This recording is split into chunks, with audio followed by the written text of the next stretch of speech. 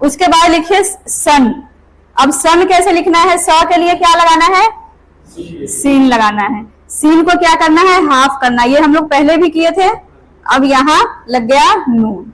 अब देखिए सीन कहाँ गया? सीन आ गया इसके यहाँ। ये बड़े वाला भी बन गया, उसमें भी आधा नुक्ता आ गया। कौन सा? आप इसमें से नुक्ता निकाल दे, फिर शीन बन गया।